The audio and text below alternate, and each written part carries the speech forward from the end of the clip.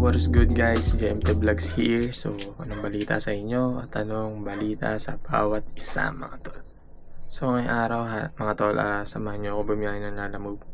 So, time check, 7:35 na ng umaga. And then, tagal-tagal din tayong hindi nakapagbiyahe ng Lalamove dahil busy na maraming ginagawa. Maraming agendang ginagawa kasi. So, hindi rin ako nakabiyahe dahil kulang sa oras at mas pinili ko magpahinga na lang muna, no? So, yun. Sikaso lang tayo na samahan niyo ako. Let's go. Alright mga tol, bali may booking na tayong nakuha at papunta siya ng Pasig. Ay, Diyos ko. Kanina pa ako na kumukuha ng booking mga tol. Puro leave this order ako. Ito na kinuha ko, Pasig, kahit alam kong traffic dito. Ito lang po yan. Yung payment niya pa dun na. Sige. Thank you.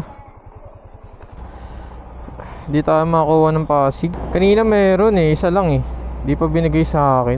Dito mga tol, hindi sumasagot yung nag-book and then yung pick up. So, ang ginawa ko is kinancel ko na lang yung booking. Boss, saan yung 1619? 19. 1618 na kasi ito Ayaw kasi, di kasi makontak yung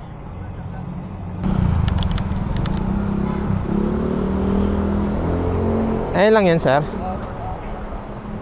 Sige. Na, sir. Yung payment niya, sir, doon na. Dito na. 53. Okay, thank you. Alright. Ay, Diyos ko.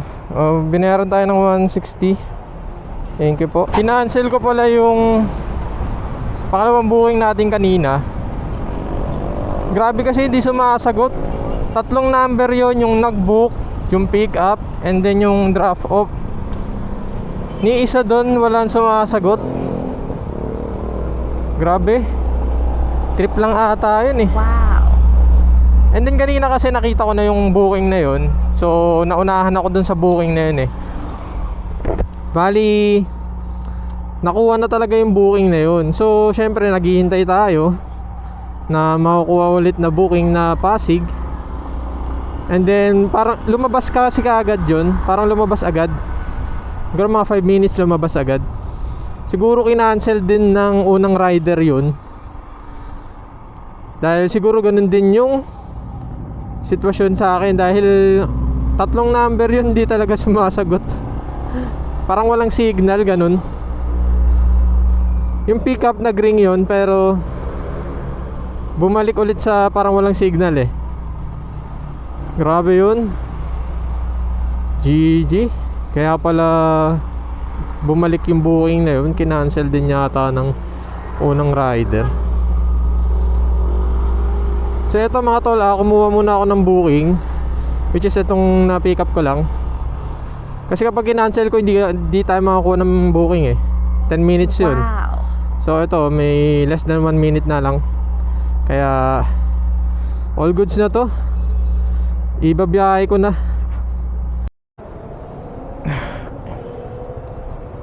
Yan, bali mga tol, kapote muna tayo. Lakas ng ambon Nabutan tayo ng ambon. Nandito tayo sa Santa Mesa, Bimapa pa lang.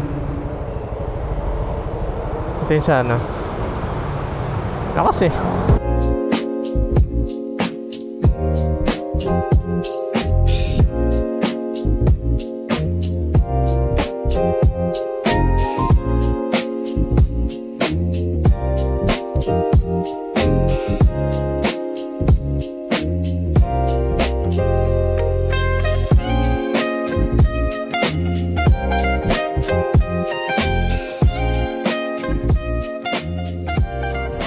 Hello po sa Lalamove. Ano po yan? Parang frozen meat. Magkano? Dito naman mga tol is mali yung drop off point. So, ang ginawa ko is hinahanap ko yung pinaka location niya. Mga tol, mali yung pin location ng drop dito. You're good.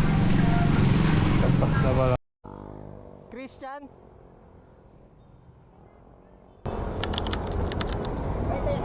Ha? Ah, bad na. LDC na. LDC? Okay, okay. Picturean ko lang, bad naman yan.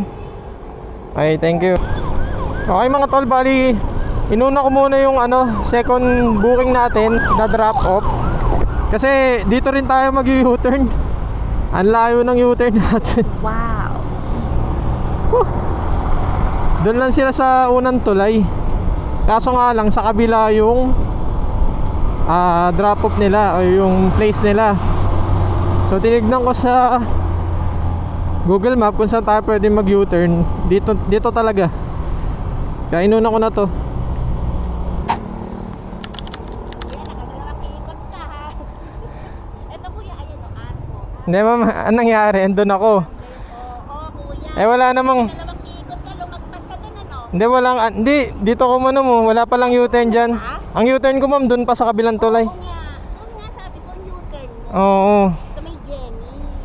Eh dun nakapin kasi yung mo. Dun oh. Walang nakalagay na arko dito. Wala po. 19B lang. 19B. Oo. Magkano kuya? 161. O sige, pengi na lang 20. 20. Sige po, wait lang ha. Ito po.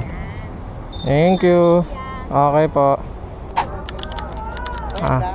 Hindi pa, kukunin ko pa lang yung item. Bali, pangatlong booking na natin to mga tol. Dito lang siya sa may Pasig o Ortigas. And then meron tayong pang-apat na booking sa may Mandaluyong naman siya. Baka na po 105? Okay, sige po. Pwede na. Ay, sorry. Pwede na po yan. Di naman po masyadong matagal eh. Okay na po? Okay po. Ayan po. Wala po. Wala pa yan. Hello po sa Lalamove. Sa Lalamove po. Saan mo nila yan, sir? Opo. Sa may Mandaluyong. Sige po. Yung payment niya doon na po, no? Sige. All goods na mga tol. Bali, may 2 bookings tayo ulit. Papunta ng Pasig yung isa. Sa may Burger King Pasig, kabila lang. And then yung isa sa may Shangri-La Mandaluyong. Okay. Okay na yun. Kahit 65 pesos meron tayong tip na 50. So naging 105 siya. And then yung isa nasa 100 something siya eh, plus. So okay na to. Kasi wala naman, naghihintay tayo ng matagal. Ayun yung ayoko na eh. Kakapili ko ng magandang pair. Sobrang tagal natin makakuha ng booking. Okay na to. Dito pa sa may harap ng Silver City. Okay sir. Nandiyan ka na sa labas? Opo. Ayun sir, but Burger King din yun ah. Wow. Wala ba dyan? Nagulat ako eh. Sige sir, picturean ko na lang, okay lang yun. Sige sir, thank you. Gulat ako kasi Burger King din yung pinikapan ko eh. Tapos Burger King din yung drop off. Ang kulit eh. Maganda talaga kapag mapuno yung mga lugar. Ang lamig ng hangin. So ayun, papunta na tayo. 8 minutes and 2.2 kilometers. Sa may Mandaluyong lang to. Picture niyo pa ba? Oo, sir. Nakalagay kasi doon, nasa baba. Pero galing na ako dito. Okay na sir. Thank you. Okay, drop off na mga tol. Okay mga tol, meron tayong pang 5 booking. Dito lang din siya banda sa Shangri-La. Mikot, kaso mikot ako. May ID ba, Hoy? Meron po, saglit lang. Manila Go Plus. Doon na po yung payment. Okay, thank you. So yun mga tol, kain muna tayo. Gutom na ako.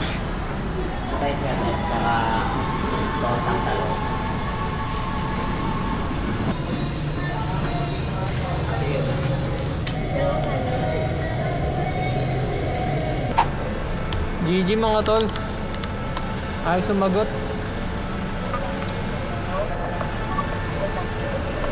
Hello? Hello po, sa Lalamove. Ano po kayo?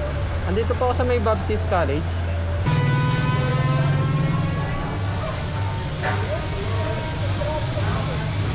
All good na mga tol. Deliver na natin to. Let's go.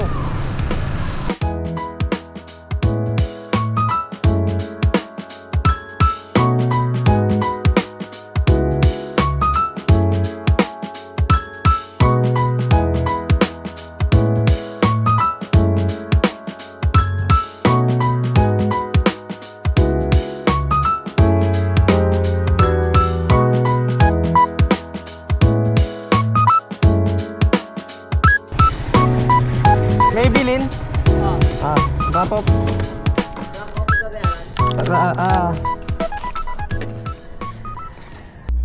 Nakalagay kasi dito ano eh 350 daw yung yan. 350. Okay, thank you. Thank you, bossing. Okay mga tol, 156 lang siya pero ginawa kasi 350 kasi irarush daw. So, ayun. Nirush ko naman. Okay. Thank you po sa tip. Ayun mga tol, bali nandito na tayo sa may subdivision. Sa may pang-anim na booking natin. Bali, hindi kasi makontak. Iko-confirm lang sana kung dito sa may Selina Royal Subdivision ba. Boss, pwede ko try? Oo. Hindi yata dito mga tol. Bad trip. Ang layo ng drop off location. Mga kabanas.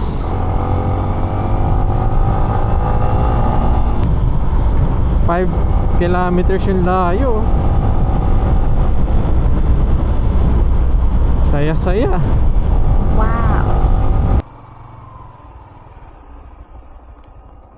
Ay, sir, ang layo. Camellia, ay ano naman, kompleto yung sa traffic. Nandito nakalagay. Block 114 lang po. Everlasting. Bayad naman na to eh. Layo lang po kasi. Dito galing sa loob, sa Queens Row, yung ano. Doon pa ako sa ano sir, sa may yung 182. Galing Mandaluyong. So yung mga tol, bali na drop off na natin yung item, yung pang-anim na booking natin. And then nandito lang din ako sa kanto kung saan na drop off natin yung item. Papahinga muna ako. Sobrang layo ng dito sa unang pin location at drop off location na pinuntahan natin. Mga tol, nakakapanginayang yung ano, yung almost 6 kilometers na yun eh. Grabe. Tapos medyo naligaw-ligaw pa ako. Nag-add naman ng 100 pesos sila kuya. So shoutout kuya. At yun. Baka ihuling buuin ko na to. May makita tayo pa Manila. Basta pa around Manila.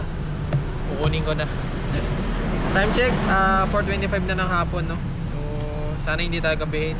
Sana makauwi tayo na maaga before 6 ganun. So yun, samahan nyo ako guys. Let's go. Saka kakain muna pala ako.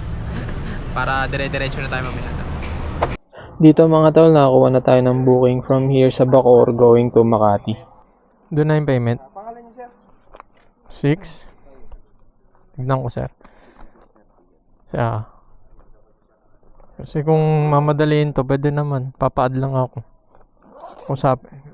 Pwede kong kausapin yung ano. Agad naman tayo nakakuha ng isang booking pa Makati. Ay lang po yun ma'am.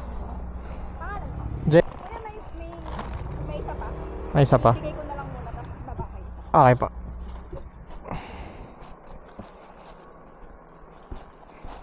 Lugi sa toll gate dito sa ano, Molino. Bale ito kasi mga tol, subdivision na to, Camille Spring Village na yata ate. Dito kasi tayo pinapadaan ni Waze para mas madali. Kasi kung hindi tayo dadaan dito sa may daang pari tayo dadaan, eh iikot tayo ng mas malala. mas malayo. Akala ko yung unang ticket na binayaran natin mga tol ay okay na yun, kaso nga lang one way ticket lang daw pala yung ano dito. Pag dumaan ka, hindi mo na magagamit yung kaninang ticket.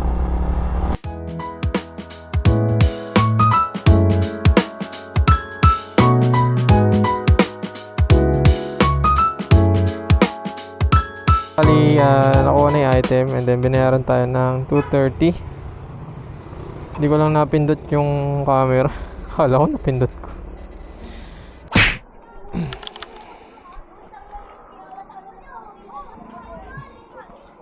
178. Okay, ito. Okay. Thank you, thank you. Okay mga tol. May tip tayong 25 pesos. Okay, mga tol, tapos na ang ating biyahe kay Lalamove. So, andito na rin naman ako pa Santa Ana na to. So, discuss na natin kung nakamagkano nga ba tayo. Ang total income natin kay Lalamove is 964 pesos. So, yun. Naka 8 booking lang ata tayo. Oo, tama, 8 booking lang. Nag-start tayo mga nasa 10 a.m. And then natapos tayo mga 6:10. Medyo marami kasing aberya mga tol kanina, kaya natagalan tayo. Ayun lang mga tol, at kung umabot ka man dito sa video na to, maraming salamat. Don't forget to like, comment, share, and mag-subscribe ka na rin para sa aking YouTube channel. I-hit mo na rin ang notification bell para lagi kang updated sa aking videos. So yun lang mga tol. JMT Vlogs here. Peace out. Bye.